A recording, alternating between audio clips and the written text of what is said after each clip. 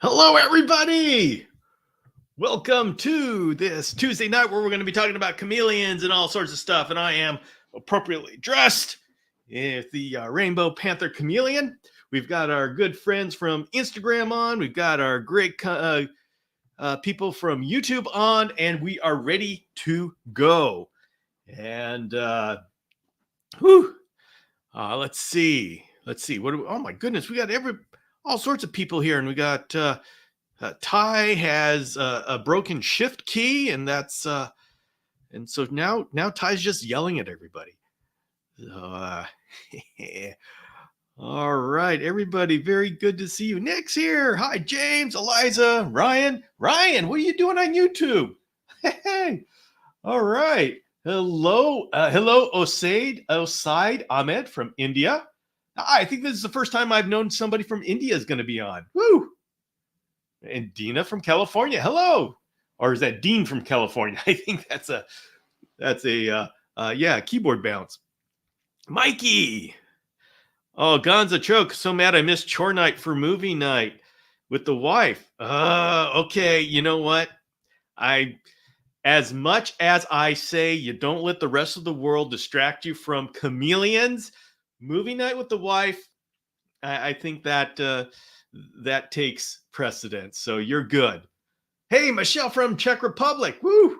All right, we're going all around the world tonight. Everybody, we were doing great. All right, so the first thing that we need to do tonight is we need to check the Brevicorn eggs. So where's your drink? Howard, I actually have a drink. I just bought two 2x2x4 dragon strands. Offensive Barb, you did? Excellent. Wait a minute. I don't remember that name coming through. But screen names are always different. And so, well, I'm glad. Offensive Barb. I hope you should be getting them soon. And I'm glad. Hello, Dean and Mikey. So Offensive Barb, if you have any questions about putting together your dragon strands, you let me know, and we'll go through it. And just to make sure, because you got so much. The thing is with the dragon strands, I have put so many features into that cage design that we need as chameleon keepers that sometimes I forget that people may not realize everything that's in there. Like, hope you know about the dragon, the dragon ledges that come standard with the cages, and they are there so you can get all of your plants up off of the floor and into the floating garden style, and so up where your chameleons need it, and then you've got that plain floor down there, and you can have the plastic floor down there or a screen floor. Both floors come, and and so you choose which one you want. 100% drainage. You want some stability or some something you put plants on down there. It's got 2 hydration mounts. You don't have to put them in the corners. You can put them anywhere around the frame. And so I love my cages. I love my cages. And so if you guys, anybody here who has a dragon strand, if you have any questions about how to use it, send me pictures. I will do a cage review. In fact, I am working on a in-depth cage review for 2 people. We'll, by the way, just coincidentally have dragon strands. I was going to do it anyway, but they coincidentally have dragon strands. But especially if you have a dragon strand, let me know, and we'll go over it, because that's the whole point of doing all of this. Is I started dragon strand because there were so many things that we didn't have. I mean, back when I started dragon strand, we didn't even have hybrid cages. Dragon Strand was the first hybrid cage designed for the chameleon market, and it wasn't easy. Everybody thought chameleons had to be in screen cages, and so I literally started the hybrid market, and I had to carve it out and explain to people, no, this is the reason, over and over. So I'm glad we're here to the point where we are. Hi, Ashley and Bethany. Hello, and Rad Reptile. Hello, everybody. So, oh, that's right. Offensive Barb, Gonzo Choke. Send you 2 free Panther chameleons. Gonzo Choke is Jitsu James on Instagram is giving out panther chameleons to people who buy either dragon strand or custom reptile habitats enclosures, and just for the price of shipping. And I mean, I didn't do this. This is just him doing it, deciding this is his way of making sure that his babies go to a good home with people who care enough to invest. And I think it's a great idea. It's awesome. For those, let's see. Nate's asking, for those with ivy in their enclosures, don't place it low for it to climb or let it hang down in vine. Have Jungle Dawn LED bar. Oh, okay. Well, Nate, yeah, you have a choice there. If you need something short term, I'd let it hang down. But if you have the patience, like if you have something else like a pothos or something that's really full that can provide the place for the chameleon to hide, I'd do that, and I'd let the ivy climb. And it's going to take a while for it to happen, but it looks so cool when like the plants take over the cage. I mean, that is so cool. But wait a minute, Nick got to meet and speak with Kevin Stanford? Ah, you're lucky, Nick. I have never been able to meet Kevin Stanford in person. We have talked on podcast. We have communicated in text, on phone, and all that, but I've never gotten to meet him in person. So you are lucky. That is awesome. Let's see. Hey, Eric. Eric joined. Hello. Hanging plants dry out so fast. Rad Reptile, you are absolutely correct. I have that problem so much that the hanging plants, if they are not directly where the mist is, they just dry out. And the pothos, the ones that are, you see that one back here? Can I let me see. So you can see that pothos in my cage up there, my custom reptile habitats enclosure. That guy, he is in the mist, but the pot gets so dry so quickly because all of the mist runs off of the leaves. And so even though he gets misted all over the place, none of it gets to the soil. So I have to go in and I have to plant or water that. You know what's, that is the actually reason for anybody who has a dragon strand and you get those hydration mounts. So you can put your Mist King nozzles on there. Do you ever wonder why you have also that little hole? It's and a grommet comes with it. That's so you can put 1/4-inch tubing into your cage and you can run it to all your plants and have a drip system for your plants. So that's why that hole is there. And the grommet's there just to cover up the screen. But yeah, so everything on the Dragon Strand cage has this little history and has these little fun little features. So let's see. Matthew says, hi, can you give me some info on isopods? Matthew, I am not an expert in isopods, but I have interviewed experts in isopods. And so go to the YouTube channel, Chameleon Academy YouTube channel, and look for the interviews. The one that I just did with Russ from Aquarimax, that is an excellent one because we talk specifically about the isopods that are the easiest to start off with and are best for certain situations. So Eric, thank you very much. Start off with a super sticker. Appreciate that. Dude, you're in 2 places at once. Good job. Wow. Oh, let's see. Oh, hey, Missy Mountain. Yeah, my wife, she's not here. I miss her, but she's driving and listening. Excellent. Excellent. Good to have you, Yvette. And Yvette, make sure you come by and say hello to everybody when you get home. You should be home soon. Sending Steve Hefner, one of my beautiful male chameleons. Howard, you're sending him to a good place. The order is under 2 different names. Oh, okay. Okay, so that's why I didn't catch it. Oh, excellent, excellent. Okay. Let's see. Oh my goodness. Wait a minute, guys. We have some exciting news from Nick. Your Platus Ebenawi hatched last night. That is a rare Europlatus. Congratulations. Excellent. Let's see. Matthew, who asked for the isopods, thinks I have started bio with a veiled chameleon. All right, Matthew. So you have a choice to make. Do you want your isopods to be double as food, or do you want to protect your isopods. And so go listen to that interview. And we talk about the different scenarios. Like if you want them to double as food, dairy cows are good. If you want them to just clean and not be just mowed down by the veiled, there's ones that are more shy and smaller. And so go back to that interview. I don't remember all of the names because it'll be a great interview for you to look at. And for people wondering, I'm talking about the Isopod interview on the Chameleon Academy channel on YouTube with Aquarimasks, Russ Wilson.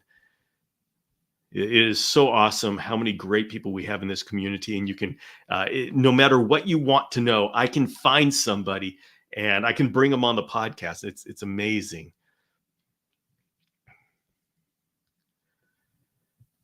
I was thinking about setting up a beehive in the backyard. Love beehives and using excess bees as feeders for cams. Anyone have an experience doing this? Yeah, that works. That works. Let's see. Matthew's asking, is it better that they don't eat them? It's not better or worse. It's just, what do you want? The problem is if you have like dairy cows, my panther chameleon figured out that there were dairy cow isopods down there in the substrate, and he started hunting them to the point where I don't know if I have any dairy cows left. So in a way, they're great as far as enrichment for the chameleon when they start to hunt. Good nutrition, but you will have to replenish because they get really good at hunting them. So if that is what you want, then I say go for it. I mean, and I would encourage that. But if you're trying to do the whole cleanup thing, excuse me, where you need to keep where you want the isopods in a big enough number that they can eat all the poop, well, then you can't have them hunted.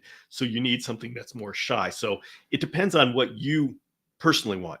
Me, I want them to be hunted. I place a great value on enrichment for the chameleon.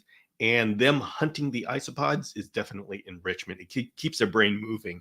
And it's like strategy because they know that the isopods are down there, but they have to wait until the isopods come up. And so I had a panther chameleon who just started brushing leaves away. And so you can see the brain is thinking.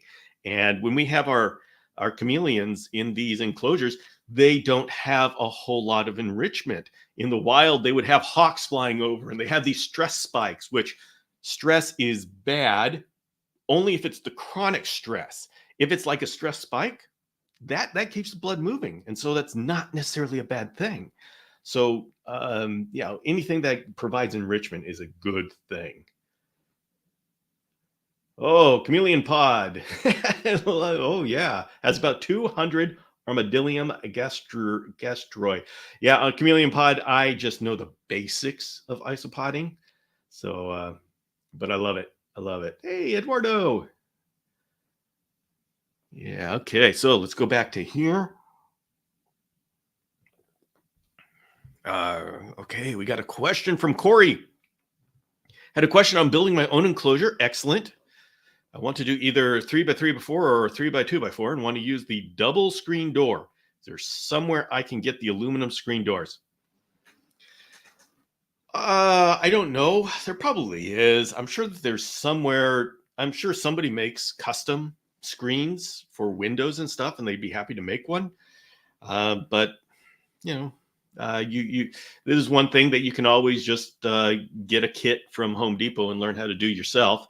And it's not, it's simple to understand how to do it. You will have to practice a little bit because there is skill in getting it so it doesn't like warp. But I'm sure someone would custom do it. I just can't point you in the right direction right now. So, Surf, Ryan's going to be moved to a new house with climate-controlled room. Excellent. Excellent. I'm inspired. Marcia, you've inspired somebody. Congratulations. Thank you. Thank you. Let's see. I'll go in. Okay. Well, first of all, what we got to do is we got to check the Brevicorn eggs. All right, everybody. There we go. No movement yet, but I'm gonna keep you informed. This is gonna be our thing. Every time we're gonna check the eggs because as long as I've done it right, I mean they look good. We should be having Brevicorn coming out in the next couple months. Now the thing is, the reason why the timing is going to be really off is because I have incubated them cooler than there haven't been a whole lot of people who've incubated Brevicorn, but I've done them cooler than the people who have, and so I expect it to be taking longer. And the thing is, I'm now doing something different than people have done before, so you know we don't know what's going to happen. So you know what? You're experiencing it in real time with me, and as soon as these babies hatch, you know what? Knock on wood. We were all going to celebrate. Let's see. Let's see. Okay. Okay. I'm working. Trying to. I am really behind in the chat. Let's do what? I can do this. What UVB reader is best and what reading is needed?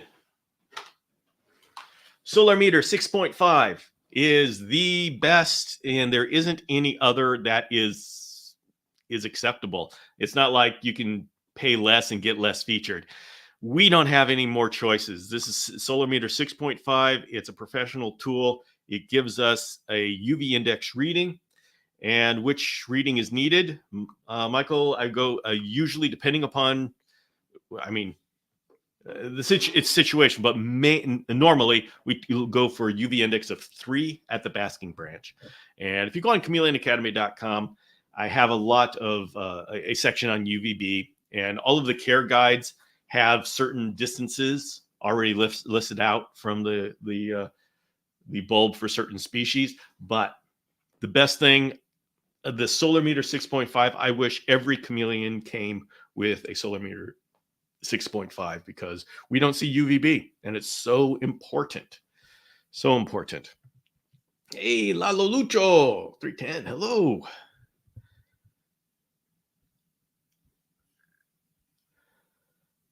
All right. Let's go.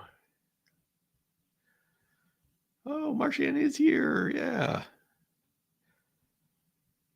All right. Asking about Marcia, where she got her doors. Yeah, Marcia's pretty handy. She makes stuff. So, oh, hey, if your brother is a carpenter, you're set. Yeah, we got all sorts of people doing research in the chat. What's going on? Oh, hey, we got a lot of stuff going on. Me, I'm just arm candy over here. I'm just the entertainment on the stage. There's real stuff's going on in the audience. Can you buy that on Amazon? Yes, you can actually buy a Solar Meter 6.5 on Amazon most of the time. You just gotta really look at, sometimes they're not available. I have problems buying things in Spain. Oh yeah, Matthew. Yeah, in Spain. I don't know what it's like in Spain, but it's wonderful to have you from Spain. That's wonderful. I'm glad you made it here. So they have banned many exotic animals. Matthew, have they banned? I mean, chameleons not banned? That's great. Well, let me know. What's it like there with chameleons? Let's see. Lalo Lucho is saying, hey, Bill, this coming up Saturday, Sunday, they're having a 50% off on reptiles at Petco. And I'm thinking of buying a piebald female chameleon for my male. What can I use for her egg basking? You mean like for laying box? You can use any sort of plastic container and 50% soil, 50% sand mixture. But Lalo Lucho 310, be very careful. I would recommend against breeding veiled chameleons because they have so many babies and it's so hard to sell them. And so you're kind of stuck with them for a while. And unless you're set for keeping them all individually, you run the risk of them starting to bite each other and go after each other, and it becomes a nightmare. So be very careful, be very cautious about breeding veiled chameleons. Breeders get themselves into trouble with veileds because it's easy to breed them. It's relatively easy to get their eggs incubated. The real problem is when they hatch, and it just overwhelms people. So make sure if you do that, you are absolutely ready for 50 babies. So please just be careful. Be careful. Don't get yourself in a situation. See, the problem is, and reason why I really go into this is because we lose so many good chameleon people to burnout and overwhelm when they get into breeding. And it just happens so often because, unfortunately, with chameleons, it's like it's too easy to get yourself in really deep before you know it, and then we lose a lot of people because they get burned out. So please take care of yourself, please. Please be very careful, cautious before you breed veiled chameleons. Let's see. Matthew says, I'm English, new learner to this. Well, welcome, Matthew. This is a good place to learn English. Chameleons are banned, but veiled, no? Okay. There is a heavily gravid female Jackson's and a young male on sale at my Petco. Oh boy, yeah, that's jumping in. I love Jackson's. I love Jackson's babies, but yeah, it's a lot of surprises a lot of people. Breeding is a nightmare. Matthew King 488. Yes, breeding it's really easy to get yourself in trouble with breeding. It's a lot of fun once you've spent a lot of money on infrastructure, so you can keep the babies separate, and then it becomes a really fun thing to do. But yeah. Hey, Genevieve. Let's see. I am. Let's see. What is the best way to do heating for baby cages? What temperature would be best for baby carpet basking? Yeah, this is a problem because baby cages generally don't have the room to dissipate heat. So it's a little bit more tricky. Honestly, I often just use the LED. I put the LED bars, and a lot of times those produce enough heat. And the thing is, when you have baby cages, you have a lot of different baby cages, so you have a lot of heat, a lot of lights, and generally the whole room heats up. So you may not, evaluate whether you need a basking lamp or not. Now, if you decide you do, Zoom actually has this nano line, and people sometimes use those disc lamps, those halogen disc lamps, but I've used the halogen, the nano line from ZoomEd, and that's worked pretty well. It's for invertebrates and stuff, but works well with baby chameleons.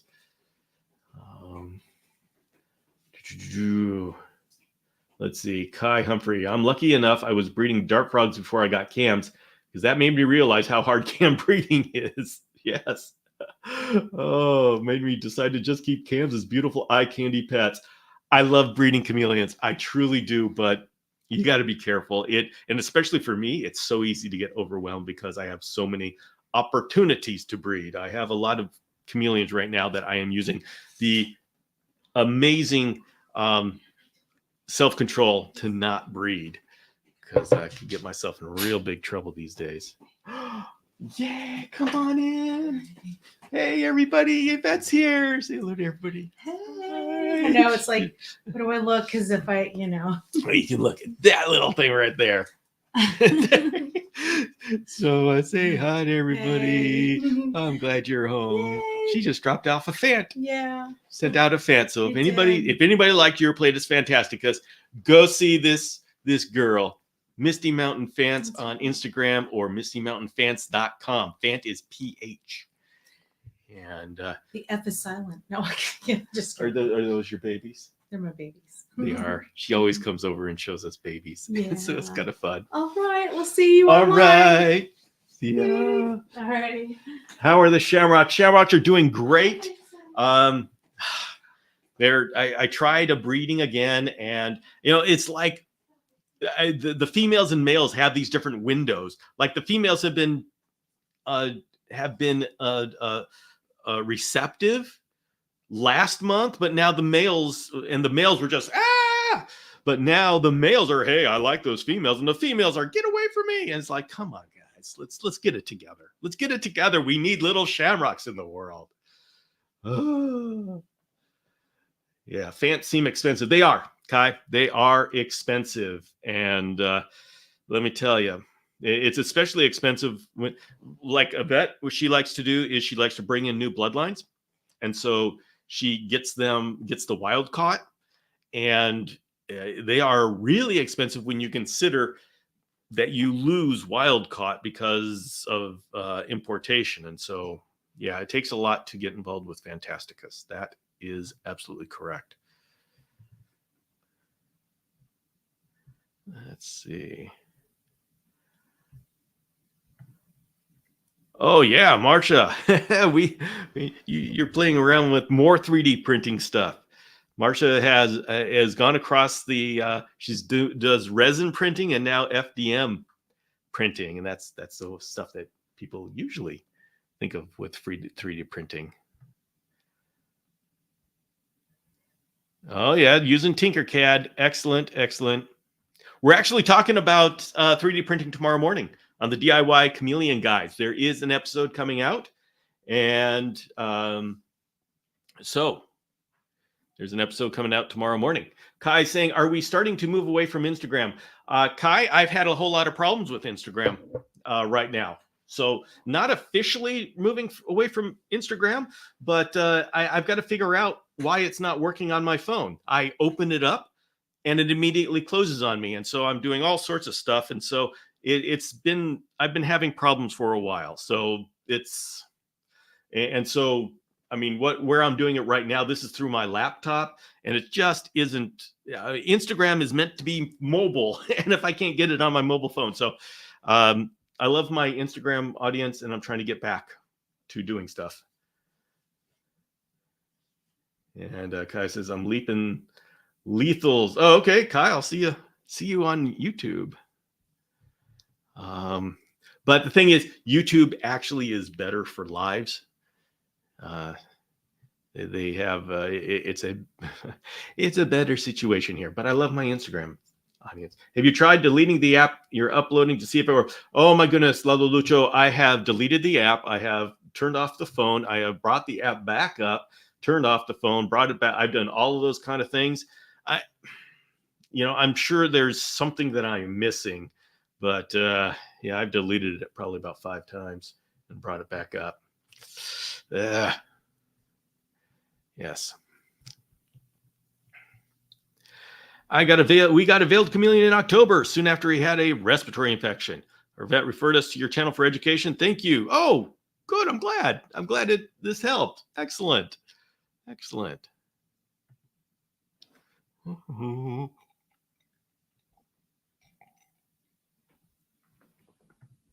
Yeah, Yvette's great. She's great. Hey, Yvette, yes, it's actually Yvette's birthday next Monday.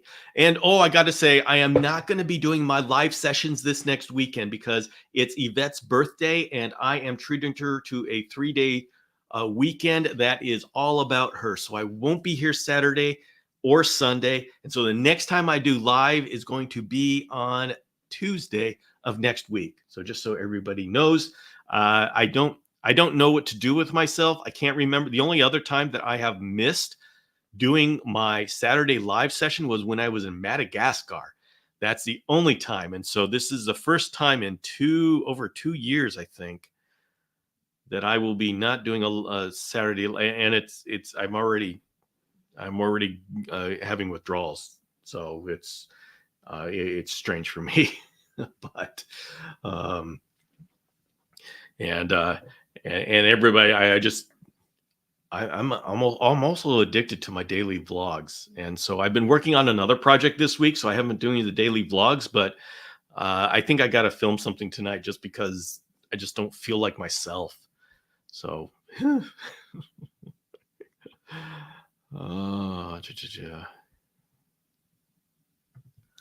So now I put a face to the name Misty Mountain Fans. Was recommended to me by Jonathan from Pardalis.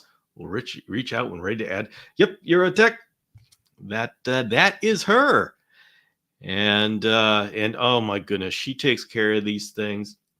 She spends hours every evening. It's Fant time, and she goes personally to every single Fant is checked by her every single day. Literally, I am not exaggerating. She knows every single one of those Fants. They are kept individually, so they are given individual care, and she knows them as individuals. And so, yeah, that's the reason why she's so good at them. That's why she's so good at them. Let's see. I have a small nano reptibreeze enclosure I'd love to put to use, but I have no idea what I can put in there that'll be comfortable. You have any recommendations? I don't know. I would say 10 by 10 by 12. I don't know. Would a jumping spider do good there? You can get some of those Regia. I've been looking at jumping spiders like the Regia. I get kind of big, I think, and that would probably do really like in those dimensions. So that's it. I had to delete the app and re-download it. Gosh, there's got to be something. I got to get back to my Instagram. It's just driving me nuts. Yeah, just shut down James for whatever reason. I don't know. The thing is, it's an app thing. I can't get on any of my accounts, and so there's something with the app. And the thing is, guys, this happens to me occasionally. Like my app will be broken for a couple of weeks, and then all of a sudden it'll start working again. They keep changing things. What species would be good in a 12 by 12 by 18? Yeah, Michael, I wouldn't put anything in there. Maybe the thing is the smaller Brachysia aren't even available like the minima. But I literally would go and put a jumping spider in there. Their jumping spiders are so darn cool. I cannot. I am going to get a jumping spider and have one. I am going to have one sitting right here for my live, and there he's going to be my little buddy. Yeah. Also, was it Zoomed Nano halogen bulbs that you said for baby? Yes. Now, you got to be careful because even those will be very hot at the beginning, right at the screen. So you may have to put them up a little bit, but they make very small ones, and I've really enjoyed using those. Yeah, Leaping Lethals. The YouTube. Everybody on Instagram, I love you very much. But the community on YouTube just grew. Just tended to grow. So yeah, there's a lot of cool stuff going on the Instagram, on the YouTube side. It just happened that way. Stephanie's here. Yay. Howard says you should set up a best of show. What do you mean by that, Howard? It sounds intriguing. Please give me some details as to your idea. You have an older show replay and put a banner saying best of. Oh, you mean for Saturday? Well, there's an idea. There's an interesting idea. But you know what the problem is when you replay lives? People think that it's live. And so people start typing in the comments and they're wondering why I'm ignoring them. So I got to be really careful about that. Oh, but it's a great idea. It's a great idea. Hello, Gecko Gambit. Wonderful to have you drop by. Ah, you're getting a seahorse first. Howard, stop. You know, I would absolutely love to do that. Yeah, I kept a breeding pair of Rennie. Yeah, actually, so if you guys, the thing is, Leaping Lethals, I guess you're talking about, the thing is when we're talking about the nano, it's a screen cage. And so the dart frogs, you may have to like plug it up, put something on the sides or something to keep in the humidity. There's an idea, the microgeckos. I don't know about the microgeckos. I don't know how much space they need. I don't know.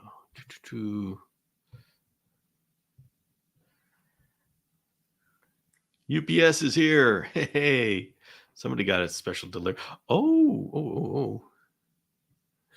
James Gross is being mysterious. Hey. Oh, wait a minute. I may actually know what he's talking about. No, if it is, I want to know. Yes, I think I know what he's talking about. Please, I need to know. So, okay. Any thoughts on feeders that could be given without dusting? All right, Random Joe Gamer. Let's talk about this. Because this is a bigger topic than a simple answer. First of all, why do we dust the feeders? In the first place, we dust the feeders because it's just a way to get more stuff into our chameleon. Originally, the important thing to get in was calcium, and like right now, it's important to give calcium with crickets and a lot of our nocturnal feeders because they are high in phosphorus. And so you want the calcium phosphorus balance. And by the way, the 2 to 1 calcium to phosphorus balance is something that came from human beings and hasn't been reevaluated for many, many, many years. So it may or may not be correct. So, James Cross says you do know Bill. Oh, yes. Okay, I can't wait. Sorry, I've said too much already. Oh, all you other secret keeping people. And so calcium is important for phosphorus-rich feeders. Now, the more we get into diurnal feeders like grasshoppers, silkworms, and things like that, the less we're going to have to dust. And in fact, before there was even dusting, people would keep chameleons healthy by just catching bugs. Like in the 60s, there was actually a multi-generational captive breeding program of Jackson's chameleons, and they were kept healthy by one of the kids running around catching things in people's front yards and feeding the chameleons. No dusting. There were no commercial breeders of crickets and stuff like that. And so that says that these chameleons do not need the dusting. Now, here's the problem. You ask, why are we dusting? It's because we don't know. We don't know how much we can get away with not dusting, and nobody wants to try it out and end up with a vitamin deficient chameleon. So I think it's pretty safe to say we're over supplementing, we're over nutritionizing our chameleons, but we don't know in what way we're overdoing it. What if we stop dusting and there's vitamin A deficiency? Well, okay, I guess we need to put more vitamin A back in, and then we are deficient in something else.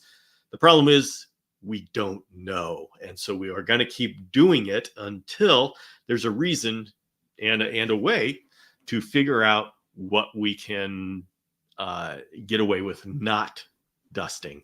I went down to dusting just calcium, and I was able to have healthy chameleons. But then when other people tried it, they had vitamin A deficiency, and I don't know why. And so until we can figure out why some people can do it and some people can't, I can't recommend not doing it. It's so there's a lot of gray areas when it comes to nutrition. Any new mug developments? Actually, Brad, I do have a new mug. It's a Illuminati mug. This isn't it though. Yeah. Let me go back. Let's see.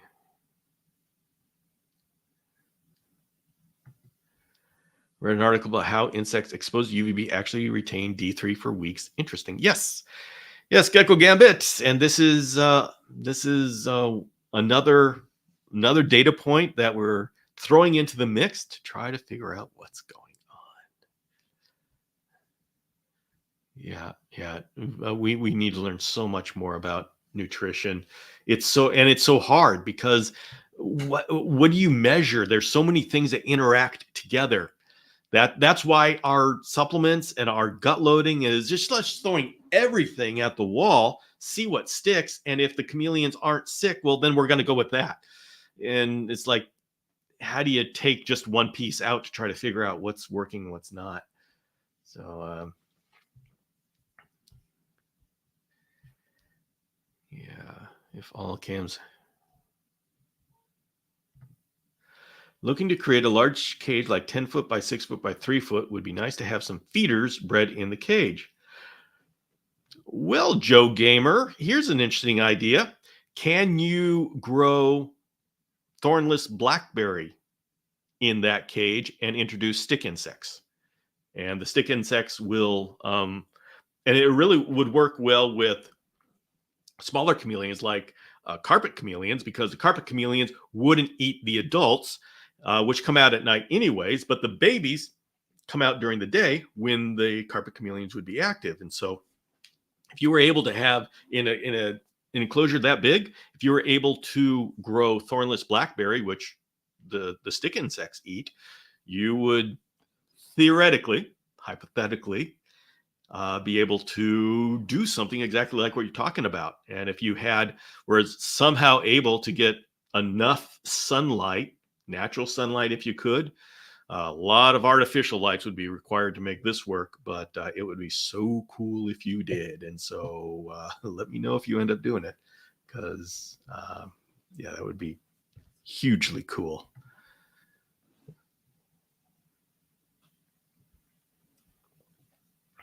Let's see.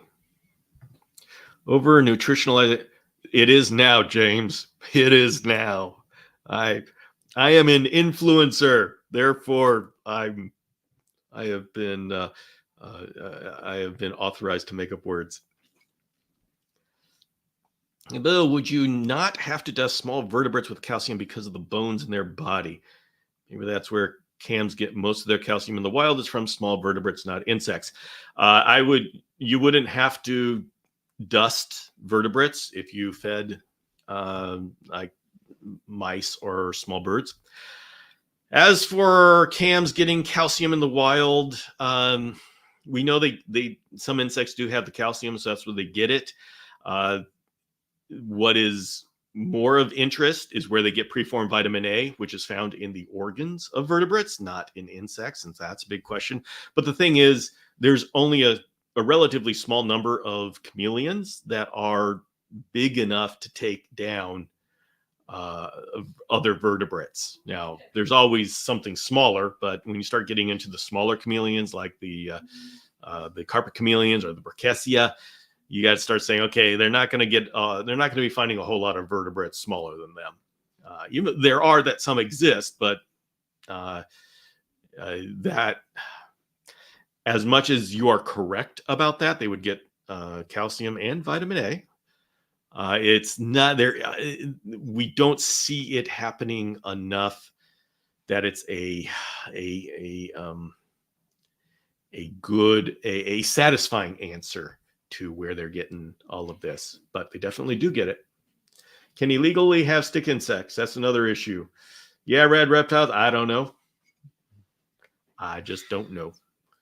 If stick insects are not allowed in some places, but there are many places where they are natural, and if they're natural, well, you're not going to get in trouble. So, ideally they would be naturally around you. I am able to. There are some that have been naturalized around me.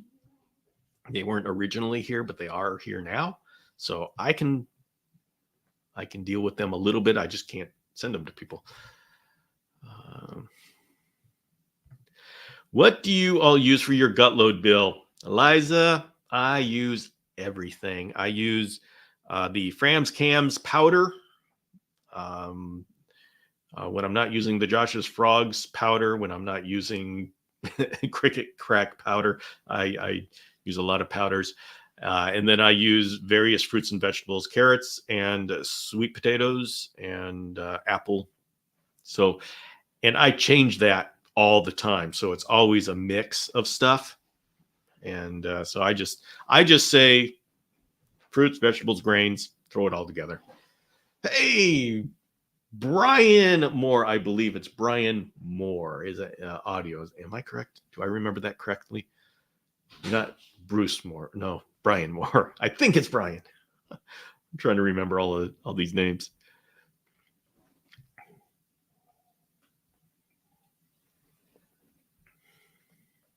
Mm-hmm. All right, let's go. See, I've cut out most of my supplementing. I'm focusing on making the bugs nutritious. I use a calcium multivitamin once a month. All right. Yeah. So there are going to be people like James who are saying, hey, we've been fed a line. We don't need to supplement all of this. And so more and more people are going to be doing that, and they will be able to make it work, because when we started to supplement chameleons, there were so many nutrition problems that we had to solve, like vitamin D3. We didn't have UVB lights, and so we needed it in the supplementation. And so all of the supplementation advice that you hear now has been regurgitated over and over and over again. But when you go down to where it originally started when we needed to do stuff like this. We didn't have the nutritious insects that are available and the wide variety of insects that are available now. And there were a lot of mysteries. Why is my chameleon not thriving? And so we know a whole lot more of what the problems are. The thing is, in the dark ages, when you don't know what the problem is, you throw everything possible at the problem. And when the problem goes away, you don't know what of everything you threw at it, you don't know what was the solution. So you just keep everything. And then you keep telling everybody this is how it should be. And then Facebook comes along and just takes all of that and decides, okay, this is all biblical truth, and just keeps repeating it. And it takes people with courage to challenge that and say, okay, I'm going to try something. And that's what James, thank you very much for doing that. I can do some of that, but I have to be very careful about what I say publicly, because people listen to what I say and they just go do it. And I've got to be very, very careful that I don't say something that's going to have somebody inadvertently harming their chameleon. I mean, there when I'm talking about new husbandry things, there's a sense of risk in it because we're trying something new, but I really, really want to be careful. Yes, Genevieve was saying stick insects can be scary. They bring it on their own and can decimate a garden if they get out. Yes, that is true.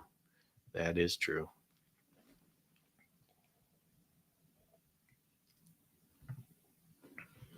Is 100 watt too much for a basking bulb? Trick question. 100 watt is very powerful, and it's a wonderful basking bulb as long as you don't have the chameleon right up against it. So if any of our basking bulbs, we put them directly on the top of the cage, chameleon's going to walk on the top of the cage. I mean, especially a baby. They love to walk. They use the walls and the top of the cage as highways. And the problem is you start getting that baby going upside down on the top directly under the heat bulb, and they can kill themselves. They can burn themselves so badly that they die. Chameleons have shown, for whatever reason, I don't know why, nobody knows why, they just don't get the whole idea of being burned. So they will stay under a lamp that is burning them, and something inside of it, I don't know if they feel it, they don't feel it, or what, but whatever is going on, there's something in their body that says you should be under the heat, and whatever is screaming, hey, wait a minute, it hurts, isn't loud enough to get them to go out. So you got to be really careful about putting basking lamps directly on the top of the cage. I like using 100 watt, but I keep it above the cage. So if here's the cage top, I'll have the 100 watt up here, and so you've got that cone of light, and so when you get the perfect basking temperature that you're looking for, it's a longer. I mean, there's a lot more area of the right temperature, but you can't have it directly on top of the cage, or else it's a danger. And if you have to have it on the top of the cage, you got to go to a lower wattage. Generally speaking, you go to the lower wattage because most people like to have it closer to the cage. I mean, if you see me, I always do my racks. Can you see that? So I like to have my cages on these baker's racks. Let me see if I can show you. And you can see up there. So I have a shelf that's above the cages, and so I am able to have like these larger basking bulbs. I'm able to have more powerful UVB, not because I want higher UVB or temperature levels, but because when it gets down to the correct level, there's a wider area that I have UV index 3, or a wider area that I have between 80 and 85 degrees at the basking. So there's, it's all in how you use the tool. Yeah. Let's see. Okay, wait a minute. There's me. Oh, hey, Dr. Bob.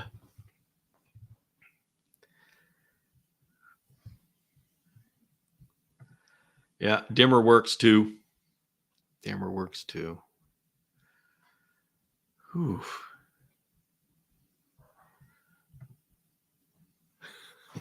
Yeah, they're just like carpenters. Oh, that's not the one. There's the one. They're just like carpenters. Oh, let's see. Oh, Gonzo Choke, thank you very much for the super sticker and for the support.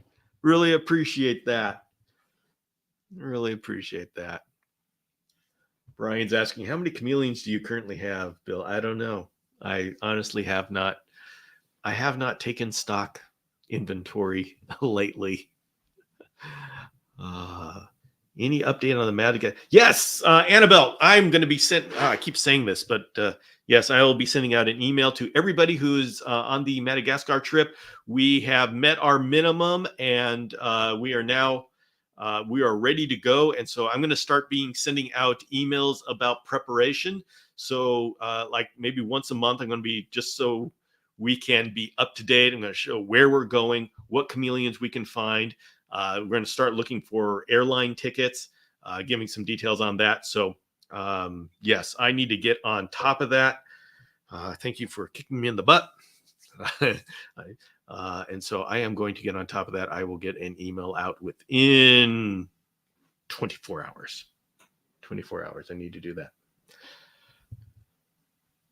Yeah, so we're good to go, and I am excited. We are. This is going to be awesome.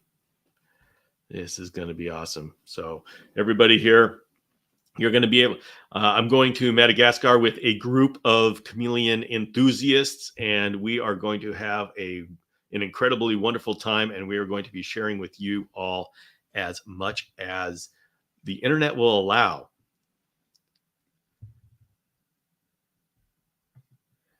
Time to go shopping again. Yes, James, we are going to be.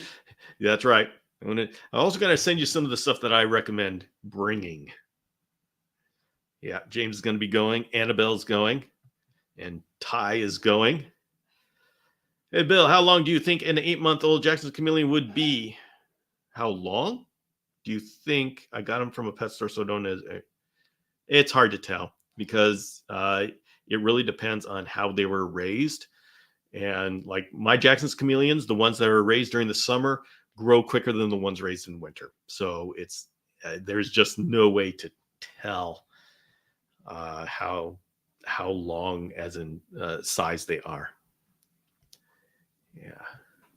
So Oh, okay, everybody, we're coming to the end here. Do you have any final questions? Remember, tomorrow morning, DIY Chameleon guys. Although, yeah, I better. I'm assuming I better get it from my editor tonight. I have somebody who helps me with those episodes, and I'm hoping to get them tonight.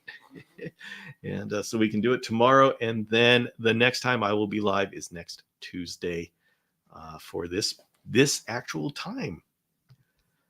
Mossy Incarnation, thank you so much for your sticker here, and I am going to use that to get Yvette. We're going to go for a special lunch at a nursery there it's a high-end nursery, and we're going to go for lunch there, and I am going to use that. We're going to get her a special drink. James, thank you very much. Hey, she's getting dessert. Oh, really appreciate it. Thank you, James. How much bigger do you think a Kenyan Jackson's would be compared to a Hawaiian one? It's hard to tell because, once again, it depends on how they were raised. And it's just so different. And just overall, the Kenyans tend to be larger, but when you go to individuals, there's a variation just there, like there is for all living things. Yeah, so it's didn't get to put a message, but use that for the birthday trip. I will, James. I'm going to gather all of this and do something special for Yvette. Thank you all very much, and I'll be off. I'll see some of you tomorrow morning, and then next Tuesday. So, and I may get out a cage review sometime this week, depending upon how things going. I feel like I need to film something. All right, everybody, thank you so much for joining me here. This is a wonderful way to spend a Tuesday evening, and it's great hanging out with a bunch of Chameleon people, especially Chameleon people that are helping each other in the chat. I love it. And so take care of each other, and I'll see you in a week.